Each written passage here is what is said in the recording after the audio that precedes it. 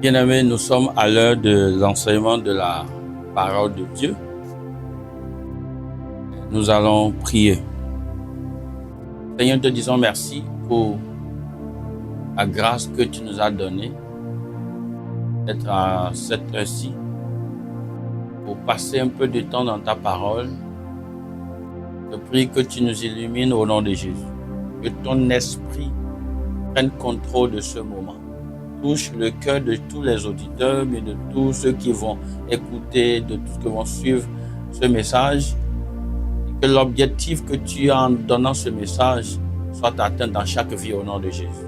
Merci Père parce que nous savons que tu l'as fait. Au nom de Jésus, nous avons prié. Amen.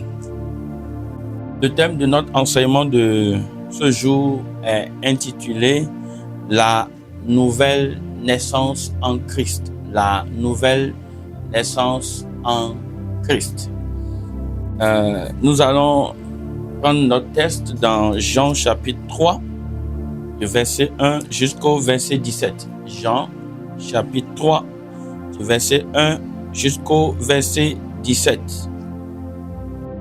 Quand vous lisez ce passage biblique, ça parle d'une conversation entre Jésus et un chef des Juifs qu'on appelle Nicodème.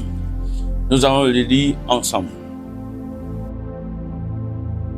Verset 1. Mais il y eut un homme d'entre les pharisiens nommé Nicodème, un chef des Juifs, qui vint lui auprès de Jésus de nuit et lui dit, Rabbi, nous savons que tu es un docteur venu de Dieu, car personne ne peut faire ces miracles que tu fais si Dieu n'est avec lui. Jésus lui répondit, en vérité, je te le dis, si un homme ne naît de nouveau, il ne peut voir le royaume de Dieu. Nicodème lui dit, comment un homme peut-il naître quand il est vieux? Peut-il rentrer dans le sein de sa mère et naître? Jésus répondit, en vérité, je te le dis, si un homme ne naît d'eau et d'esprit, il ne peut entrer dans le royaume de Dieu. Ce qui est né de la chair est chair, et ce qui est né de l'esprit est esprit. Ne t'étonne pas que je t'ai dit, il faut que vous naissiez de nouveau.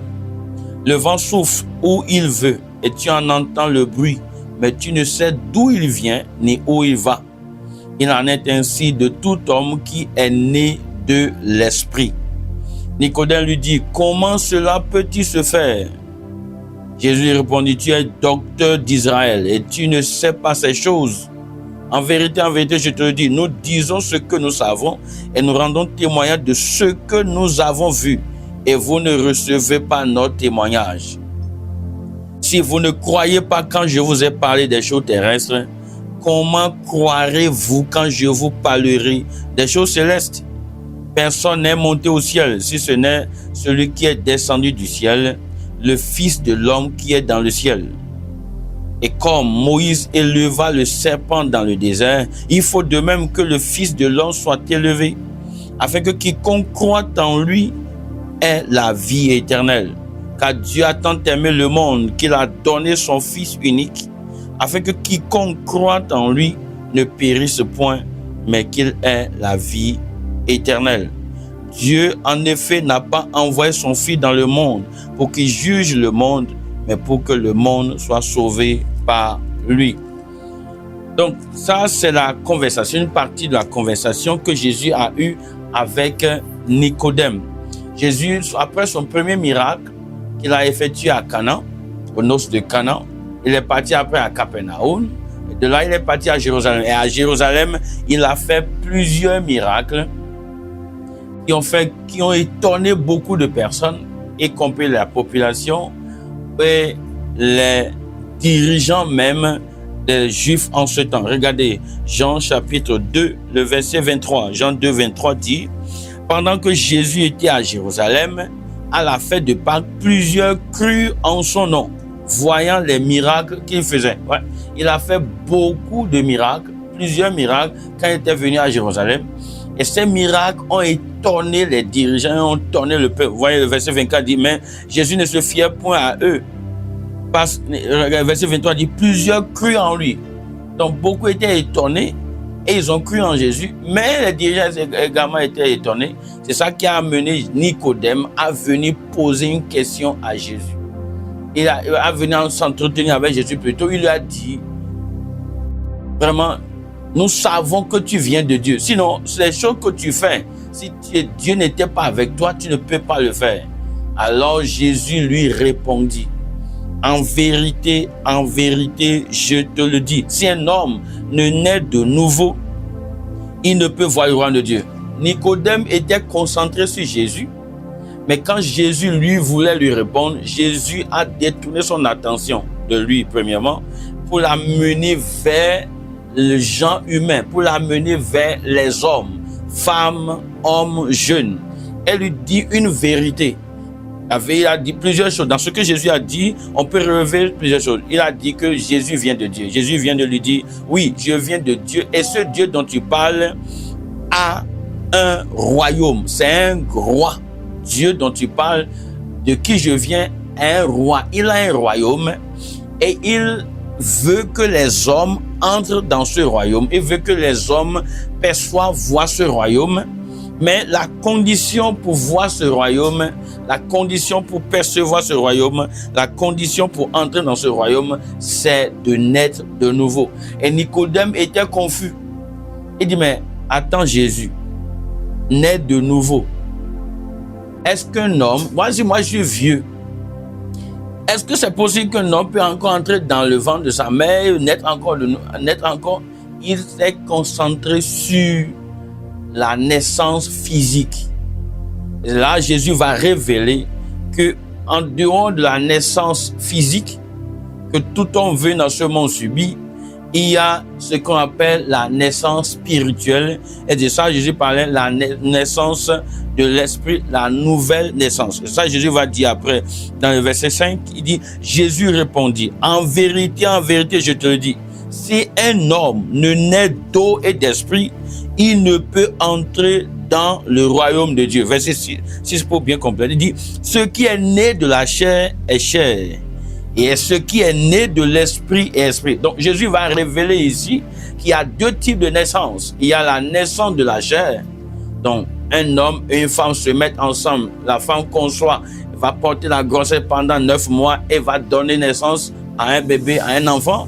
Ça, c'est la naissance de la chair. Et Jésus parle après de la naissance de l'esprit de Dieu. Donc, on peut naître de la chair et on peut naître de l'esprit. Et Jésus dit, sans la nouvelle naissance, sans qu'un homme ne naisse de nouveau, il ne peut voir le royaume de Dieu. Mais pourquoi Jésus insistait tant sur cette nouvelle naissance-là, sur la nouvelle de l'esprit? C'est ça que nous voulons voir. Pourquoi nous parlons de la nouvelle naissance en Christ? Nicodème était étonné, comme je vous l'ai dit, il était étonné de ce que Jésus disait. Et Jésus lui a révélé après qu'il y a deux types de naissance, la naissance de la chair et la naissance de l'esprit.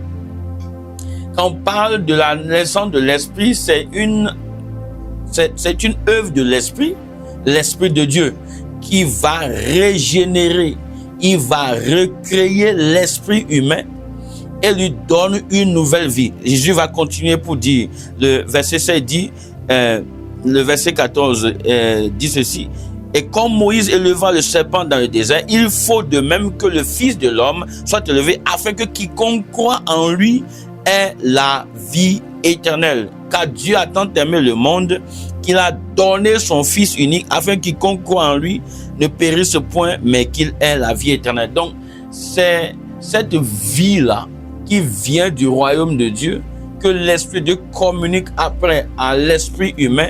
C'est ça qui fait que l'esprit humain devient nouveau. Donc, l'Esprit de Dieu régénère l'esprit de l'homme, et l'esprit de l'homme devient un nouvel esprit avec une nouvelle vie. C'est ça Jésus disait, la nouvelle naissance. Et sans que ça ne se produise dans la vie d'un homme, que ce soit un homme, une femme, un jeune homme, cette personne ne peut entrer dans le royaume de Dieu. Cette personne ne peut voir l'œuvre ne peut voir le royaume de Dieu. Ce n'est pas possible. Or, vous savez, le royaume de Dieu, on parle du royaume de Dieu, on parle du règne de Dieu. Depuis l'éternité passée jusqu'à l'éternité future, c'est ça, on parle du règne de Dieu. Également, c'est la sphère où la vie de Dieu est. Là où la vie de Dieu est, là se trouve le royaume de Dieu. Donc, Jésus disait que le royaume de Dieu va se retrouver dans l'esprit, dans l'homme. Et pour que ça se fasse, il faut que l'homme naisse de nouveau. L'homme doit naître de nouveau. Et c'est vrai que c'est une œuvre de l'esprit, mais quand l'esprit fait cette œuvre, on peut l'apercevoir. Regardez le verset 5, il dit: ne t'étonne pas de ce que j'ai dit, il faut que vous naissiez de nouveau. Verset 8. Le vent souffle où il veut et tu en entends le bruit, mais tu ne sais d'où il vient ni où il va. Il en est ainsi de tout homme qui est né de l'esprit. C'est-à-dire que la nouvelle naissance, on ne sait pas comment ça se produit. La régénération de l'esprit de l'homme, on ne sait pas comment ça se produit. C'est une œuvre de l'esprit, mais quand ça a lieu, on peut percevoir ça. Vous savez, Jésus disait, tu peux percevoir le vent, mais tu ne vois pas. Tu ne sais pas d'où il vient, tu ne sais pas où il va. Donc, c'est l'œuvre de l'esprit se produit. C'est l'esprit mais qui sait comment il fait cette opération. Mais quand il finit de faire l'opération, l'homme lui-même peut percevoir ça. C'est ça que Jésus disait. Si un homme ne naît de nouveau, il ne peut voir le royaume. Quand l'esprit de l'homme est régénéré par l'esprit de Dieu, ce qui se passe, l'homme peut percevoir maintenant, l'homme peut voir maintenant le royaume de Dieu, il peut le percevoir. Et donc, nous parlons de la nouvelle naissance, mais Nicodème a posé une question, mais comment cela peut-il se faire? Verset 9. Qui me dit de la régénération, l'esprit va me donner naissance. Comment ça va se faire? Et Jésus va lui parler va prendre une illustration de l'Ancien Testament dans Nombre chapitre 21 exactement, pour lui dire comment l'homme peut être régénéré. Je vais montrer comment l'homme peut être régénéré, quelles sont les choses que l'homme doit faire pour être régénéré. Verset 14 dit, et comme Moïse éleva le serpent dans le désert, il faut de même que le Fils de l'homme soit élevé, afin que quiconque croit en lui ait la vie éternelle. Dans le désert, qu'est-ce qui s'est passé? Dans Nombre chapitre 21, les enfants d'Israël avaient murmuré comme Moïse avait murmuré contre Dieu. Et Dieu était mécontent, la colère de Dieu est venue, elle les a frappés, les serpents brûlants étaient venus, elle les a mordus et plusieurs mouraient.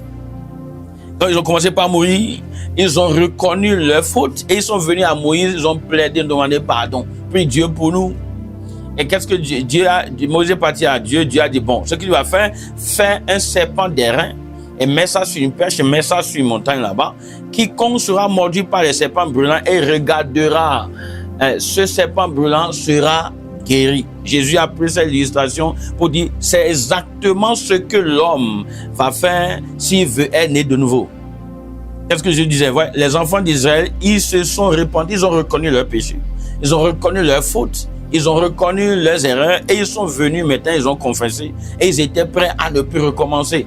Maintenant, la deuxième chose, c'est qu'ils ont cru que si ils voyaient le serpent d'airain, ils seraient guéris. Et quand ils ont vu le serpent d'airain, ils étaient vraiment guéris. Ça fait deux choses qu'ils ont fait principalement. Un, c'est la repentance et deux, la foi en ce que Dieu a pourvu, à la solution que Dieu a pourvue.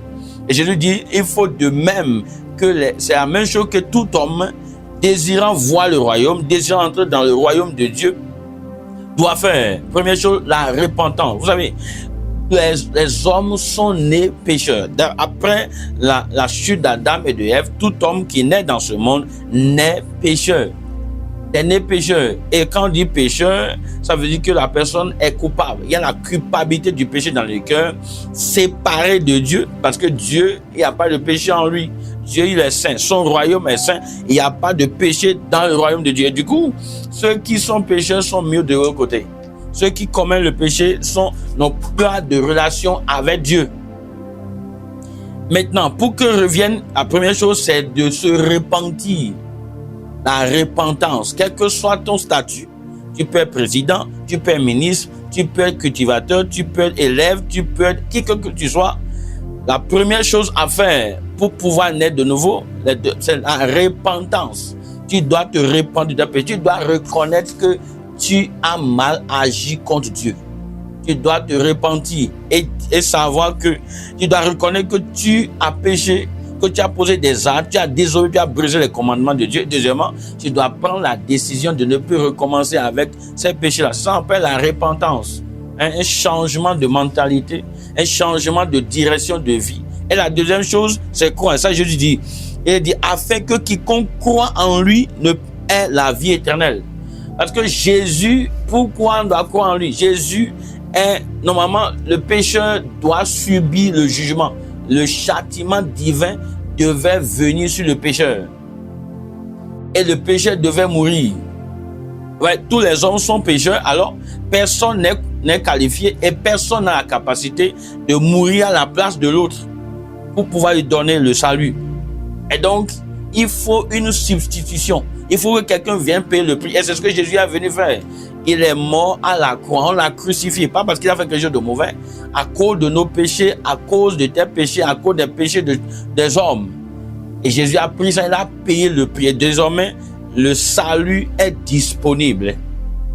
Et donc, quiconque croit en ça maintenant, que Jésus a payé le prix pour lui, Jésus a payé le prix pour lui à la croix, que Jésus est mort à cause de ses péchés, que Jésus est ressuscité d'entre les morts, cette personne a la vie éternelle, la vie de Dieu. Je vous ai dit tout à l'heure, là où se trouve la vie de Dieu, là se trouve le royaume de Dieu. Donc, quiconque fait ça, quiconque se répand et croit que Jésus est mort pour ses péchés et qu'il est le Fils, que Dieu l'a ressuscité d'entre les morts, cette personne reçoit la vie de Dieu. Cette personne est née de nouveau. Regardez Romains chapitre 10.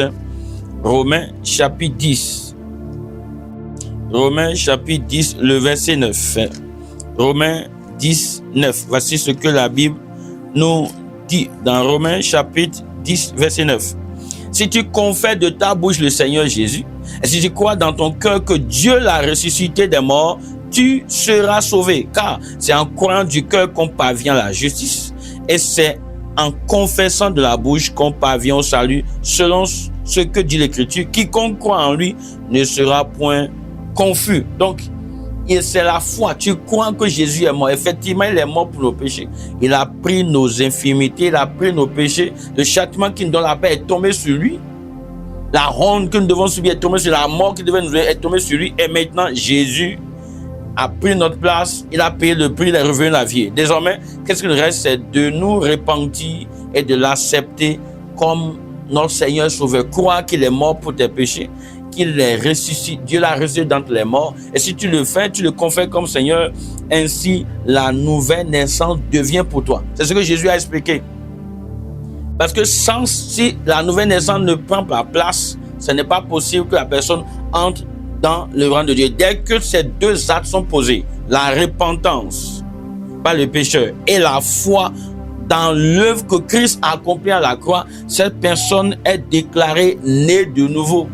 L'Esprit de Dieu régénère, recrée l'esprit de l'homme, elle lui donne une nouvelle vie qui est ici la vie de Dieu, la vie éternelle. Et désormais, le royaume de Dieu entre dans la personne. La personne peut percevoir, la personne peut voir le royaume de Dieu bouger en lui. Le royaume de Dieu vient dans son esprit.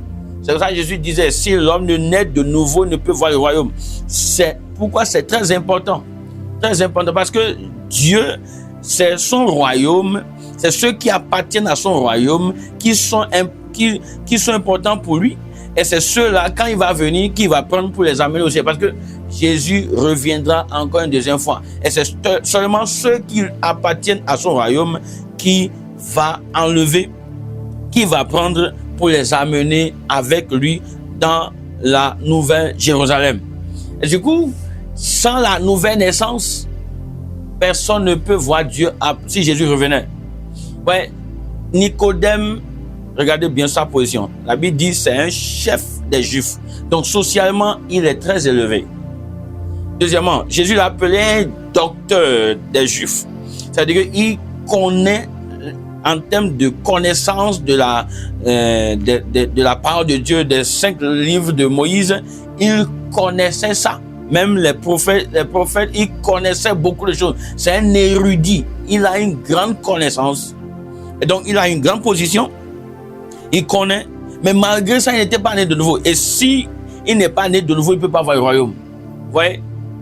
Quelle que soit ta position dans la société ou bien dans l'église, quelle que soit ta position ou bien ta connaissance, tes possibilités, quelles que soient tes activités religieuses, parce que Nicodème se donnait à beaucoup d'activités religieuses, certainement il jeûnait, certainement il donnait de l'aumône, certainement il priait. Malgré tout ça là, il n'était pas né de nouveau. Donc la religion est différente de la nouvelle naissance. Tu peux être dans l'église, tu peux enseigner, tu peux prêcher, tu peux prier, tu peux jeûner, tu peux donner les dîmes, tu peux faire beaucoup d'activités religieuses, tu peux être un grand homme dans la société, tu peux faire du bien aux gens.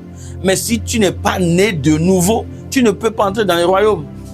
C'est pas possible. Et seulement ceux qui appartiennent au royaume de Dieu qui seront enlevés à la fin, que Jésus viendra chercher pour les amener avec lui. Es-tu né de nouveau? Peut-être tu es dans l'église, ça fait des années, mais tu es né même dans l'église, mais tu enseignes même dans l'église, tu es dans la chorale, ou bien tu vas évangéliser, tu donnes les dîmes. Beaucoup de personnes te connaissent, mais tu es un grand homme, une grande femme de l'église, les financiers de l'église. Mais est-ce que tu es né de nouveau? Si tu n'es pas né de nouveau, il te manque la chose essentielle. Parce que sans ça, tu ne peux pas entrer dans le royaume de Dieu. Et seuls ceux qui sont nés de nouveau peuvent aller dans le royaume, peuvent aller avec Jésus après au ciel. Regardez, on va revoir ceci.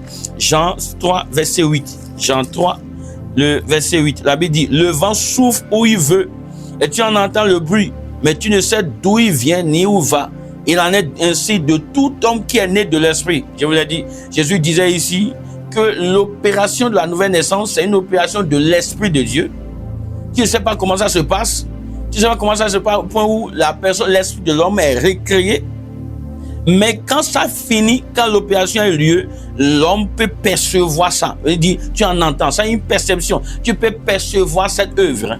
Et nous allons voir quels sont les signes, ou bien quelles sont les manifestations par lesquelles on peut percevoir que telle personne est née de nouveau. La personne qui est née de nouveau et la personne extérieure qui voit cette personne qui est née de nouveau, on peut savoir si tu es né de nouveau ou pas. Il y a la perception que Jésus a donnée. Il dit, tu peux percevoir ça, tu entends le bruit, tu peux percevoir ça. Maintenant, quels sont les signes là, par lesquels, la perception par lesquelles on peut voir que telle personne est née de nouveau? Numéro 1, il y a la paix du cœur. La paix dans le cœur. Regardez. Romains chapitre 5, verset 1. Romains chapitre 5, le verset 1. Romains chapitre 5, le verset 1. La Bible dit ceci. Étant donc justifiés par la foi, nous avons la paix avec Dieu par notre Seigneur Jésus-Christ. Vous voyez, le pécheur a la condamnation dans le cœur, la culpabilité. Son âme est troublée. Il est coupable. Sa conscience est troublée. Il est coupable. Il n'a pas la paix. Dès qu'on commence à parler du ciel, pas parler de l'enfer, la peur prend contrôle de son cœur. Il a peur. Il ne sait pas. Ou bien quand il tombe malade, que la maladie devienne grave, ou bien il ne sait pas. Et qu'on va penser à la mort, où est-ce que j'irai? Il a peur. La peur de mourir et il ne sait même pas où il va partir. Il y a cette peur-là. La peur du jugement qui vient et la condamnation à crier dans son cœur. Mais lorsqu'on donne son cœur à Jésus, lorsqu'on est né vraiment, né de nouveau vraiment, première chose, on a la paix avec Dieu. Il y a la paix de Dieu qui remplit ton cœur désormais. Tu es désormais, mais tu as la paix de Dieu. C'est ça que la parole de Dieu dit ici. Nous avons la paix avec Dieu. Et c'est vraiment tous ceux qui sont nés de nouveau peuvent donner ce témoignage. Il y a un soulagement qui arrive. C'est comme s'il y a un fardeau qui est ôté. Et il y a une paix profonde. Une paix profonde, c'est pas la paix de ce que il n'y a pas de trouble dans la maison, il n'y a pas de trouble au boulot, il n'y a pas de trouble à l'école, non. Une paix, quelque chose ce que je parle, une paix qu'on ne peut pas décrire, qui se trouve dans le cœur. Donc ça, c'est la manière dont on perçoit que cette personne est vraiment née de nouveau. Deuxième chose, c'est la joie. La joie. Regardez ceci. On va voir un exemple. De choses. Psaume chapitre 51. Psaume 51, le verset 14. Psaume 51, verset 14, on va voir la première partie. Ça, c'est David qui priait. Verset 14 dit, rends-moi la joie de ton salut. La nouvelle naissance est également appelée le salut. Quand quelqu'un est sauvé, il y a la joie qui rentre dans son cœur. La joie dans son cœur. Je vais vous donner un autre exemple. Dans Actes des Apôtres, chapitre 8. Actes des Apôtres, le chapitre 8, le verset 39. Actes 8, verset 39. La Bible dit, quand il fut sorti de l'eau, l'Esprit du Seigneur leva Philippe, et l'eunuque ne le vit plus, tandis que joyeux, il poursuivait sa route. Il était troublé quand il lisait le livre d'Ésaïe, chapitre 53. Mais quand Philippe s'est approché de lui, il lui a expliqué comment il peut être né de nouveau, comment il peut être sauvé. Et il a cru au Seigneur Jésus, on l'a baptisé. Cette crainte-là, ce trouble a disparu. La joie maintenant, ils ne sont que parce que maintenant, il a la vie éternelle. L'Esprit de Dieu a régénéré son esprit. Il est devenu une nouvelle créature. Et la joie est rentrée. Ça, c'est le signe. Il y a la joie. L'autre chose, on voit la foi, l'amour et l'espérance du ciel. La foi, l'amour et l'espérance du ciel. 1 Thessaloniciens, chapitre 1, le verset 3. 1 Thessaloniciens, chapitre 1, le verset 3. La Bible dit ceci. Nous rappelant sans cesse l'œuvre de votre foi, le travail de votre charité, de votre amour et la fermeté de votre espérance en notre Seigneur Jésus-Christ devant Dieu notre Père. Ouais. C'était des gens qui adoraient les idoles. Le verset 9 va nous dire, quand on raconte à notre sujet quel accès nous avons auprès de vous et comment vous vous êtes convertis à Dieu en abandonnant les idoles pour servir le Dieu vivant et vrai. Donc, c'était des idolâtres. Mais quand ils ont abandonné les idoles, ils ont accepté Jésus, ils se sont repentis de leur idolâtrie et ils ont cru que Jésus, c'est lui qui est le sauveur. Voici ce qui s'est passé. On voit dans leur vie désormais la foi. Paul dit, ils se rappellent sans cesse de l'œuvre de leur foi. Ils avaient maintenant une foi en Dieu, la foi en la parole de Dieu, la foi en la promesse de Dieu. Deuxième chose, il y avait le travail de votre charité, il y avait l'amour. Ils pouvaient aimer les bien-aimés, ils pouvaient aimer les hommes, ne pas rendre le mal pour le mal, faire du bien aux gens.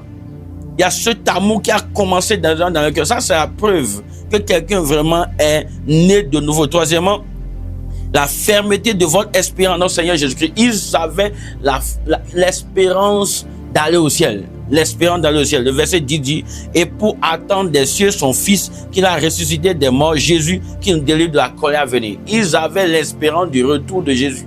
Alors, ces gens-là qui adorent les idoles, quand on dit que Jésus va revenir, ils pensent pas à ça, ils disent c'est faux. Ça, c'est de l'utopie. Mais après la nouvelle naissance, ils ont cette espérance maintenant. Ça, c'est les signes. Donc, un, on a vu la paix. Deux, la joie. Trois, nous voyons ici la foi, l'amour, l'espérance du ciel. Quatrièmement, il y a la haine du péché. La haine pour le péché. Ils détestent le péché et aiment la justice. Le verset 9 dit, car on raconte dans notre sujet quel accès nous avons auprès de vous et comment vous vous êtes convertis à Dieu en abandonnant les idoles. Donc, ils ont rejeté maintenant l'idolâtrie, c'est de l'injustice. Ils ont rejeté tout ça. Maintenant, désormais, ils adorent Dieu. Dieu est juste. Et ce que Dieu veut, c'est la justice. Et ils suivent maintenant les choses de Dieu. L'autre chose, c'est le témoignage de l'Esprit de Dieu lui-même dans notre cœur. Romains, chapitre 8, le verset 16. Romains 8, le verset 16. La Bible dit, Romains 8, verset 16. L'Esprit lui-même rend témoignage à notre esprit que nous sommes enfants de Dieu. Ouais. Quand vous êtes né de nouveau, l'Esprit qui a régénéré votre esprit vient maintenant et parle à votre esprit.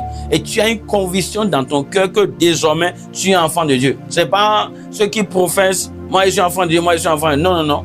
C'est pas dit à la bouche. C'est que toi-même, tu es convaincu et tu entends la voix de l'Esprit de Dieu dans ton esprit qui te dit, mon fils, ma fille, tu es désormais enfant de Dieu. Ça, c'est le signe qui montre que vraiment quelqu'un est né de nouveau. Et si tu n'as pas encore ces signes, ça veut dire qu'il y a quelque chose qui manque. Et que peut-être tu n'as pas encore fait l'expérience ou bien tu l'as perdu. Tu l'as perdu. Et du coup, qu'est-ce que tu dois faire? C'est maintenant de refaire l'expérience. Parce qu'on peut revenir toujours à Dieu, on peut revenir. Tant que Jésus n'est pas encore revenu, on peut refaire. Jésus t'aime. Il a exprimé un amour extraordinaire pour nous. La Bible dit, pendant que nous étions encore des pécheurs, Jésus est mort pour nous. Oui, c'est un amour extraordinaire. Est-ce que tu peux mourir à la place de quelqu'un qui a tué ton fils? C'est pas possible. Mais Jésus, pendant que nous on a fait beaucoup de mauvaises choses, lui, il est mort pour nous. Alors que lui n'a rien fait de mauvais. Mais il est mort, il a souffert, il a crié, il a pleuré dans le jardin de Gethsémane. Il priait au point où son sang, sa sueur devait comme des grumeaux de sang à cause de toi, à cause de moi, à cause de nos péchés. Mais il n'a pas refusé, il est parti. Quel amour, cet amour, il est extraordinaire. Maintenant, vas-tu rejeter l'amour de Dieu? Vas-tu laisser l'amour de Dieu rester dans ta vie de façon, elle dit, bon, ça n'est rien du tout. Tu vas mépriser l'amour de Dieu. Ce sera au risque, au péril de ton âme. Mais ce que Dieu veut, c'est que tu sois sauvé. C'est que tu sois né de nouveau. C'est le jour du salut. Aujourd'hui, là, c'est ton jour du salut. Tu peux décider de sortir du royaume des ténèbres et rentrer dans le royaume de Dieu. Si tu peux décider ça aujourd'hui. Et c'est ce que Dieu veut. Es-tu né de nouveau? Si tu veux naître de nouveau, ce n'est pas difficile. Il suffit seulement que tu fasses les deux choses-là. La repentance et la foi en Jésus. Et si tu es prêt à donner ton cœur à Christ, ne regarde pas qui tu es dans la société. Ça n'a pas d'importance. Ne regarde pas ta position dans l'église. Ça n'a pas d'importance. Tant que le péché est dans ta vie, tant que le péché règne en toi, tant que tu pratiques encore le péché, quelles que soient tes confessions, ça ne marche pas. Tu n'es pas encore dans le royaume. Et si Jésus revenait, tu ne vas pas partir avec lui. C'est une évidence. Parce que la parole de Dieu nous l'a dit. La Bible déclare dans 2 Timothée chapitre 1 verset 19, il dit car Dieu connaît ceux qui lui appartiennent. Et quiconque invoque le nom du Seigneur, qu'il s'éloigne de l'iniquité. Donc tant que le péché est là, il y a l'iniquité, le péché est là, c'est-à-dire que le salut n'est pas là. La Bible dit que nous savons que ceux qui sont nés de Dieu ne pêchent point. Ceux qui sont nés de Dieu, nés de nouveau, ne pêchent point. Tant que le péché est dans ta vie, ça veut dire tu travailles avec ça, tu vis dedans, tu n'es pas encore né de nouveau. Ou soit tu as été né de nouveau et tu as abandonné. Il est temps maintenant que tu reviennes à Christ. Il faut vite revenir. Parce que tu ne sais pas quand la mort va arriver et tu ne sais même pas quand que Jésus va arriver. Et ce que nous voyons actuellement, les signes montrent que Jésus peut revenir à tout moment. Il ne va pas avertir quelqu'un, il viendra comme un voleur. Est-ce que tu es prêt? Est-ce que tu ne vas pas régler ta vie maintenant? Donner ta vie à Christ. Toi qui n'as jamais donné ta vie à Jésus, c'est le moment. Tu peux donner ta vie à Christ. Jésus va te sauver. Si tu es prêt à donner ta vie à Christ, nous allons prier ensemble. Tu vas fermer tes yeux et là où tu es, tu peux t'agenouiller, tu peux rester debout, tu peux rester assis ou bien dans ton véhicule où tu es, tu peux garer le véhicule quelque part, baisser ta tête, nous allons prier ensemble. Si tu es prêt, il faut faire cette prière avec moi. Ferme tes yeux, nous allons prier. Dis Seigneur Jésus, je viens à toi. Je reconnais que je suis un pécheur. Mais aujourd'hui, je me répands de mes péchés. Et je crois que tu es le Fils de Dieu. Tu es mort à la croix à cause de mes péchés. Tu as été enterré. Et le 3e jour, tu es ressuscité d'entre les morts pour mon salut. Je t'accepte comme mon sauveur et mon Seigneur. Et je te confesse désormais comme le Seigneur de ma vie. Merci Seigneur, parce que je sais que tu m'as exaucé. Au nom de Jésus-Christ. Amen. Si tu as fait cette prière avec nous, félicitations. Je vais maintenant prier pour vous. Seigneur, je te dis merci pour la vie de ces bien-aimés qui ont accepté, qui ont reconnu qu'ils ne sont pas encore nés de nouveau, qui sont hors du royaume et qui doivent rentrer dedans. Et uniquement, ce n'est pas la nouvelle naissance. Et ils ont confessé leur péché. Et ils ont confessé que tu es désormais leur Seigneur. Tu as dit dans ta parole, je ne mettrai pas au dehors celui qui vient à moi. Seigneur, accepte-les. Pardonne leurs péchés. Purifie-les par ton sang et donne-leur le pouvoir de devenir enfant de Dieu. Le pouvoir d'aller et de ne plus pécher. La capacité de devenir enfant de Dieu, de demeurer enfant de Dieu. Seigneur, donne-leur ça au nom de Jésus-Christ. Seigneur, je te dis merci parce que je sais que tu l'as fait. Que la gloire te revienne au nom de Jésus. Au nom de Jésus, nous avons prié. Si vous avez prié avec nous, félicitations. Nous serons très contents de continuer à vous aider. Parce que vous êtes de maintenant un bébé en Christ. Il faut que vous grandissiez. Nous serons toujours contents à vous aider à grandir dans la foi. Vous voyez les numéros qui s'affichent sur votre écran là. Vous pouvez nous contacter à travers ce numéro et nous allons prendre contact avec vous, prier avec vous, vous enseigner pour que vous puissiez vous enraciner dans la nouvelle expérience que vous venez de faire. Que Dieu vous bénisse et à bientôt.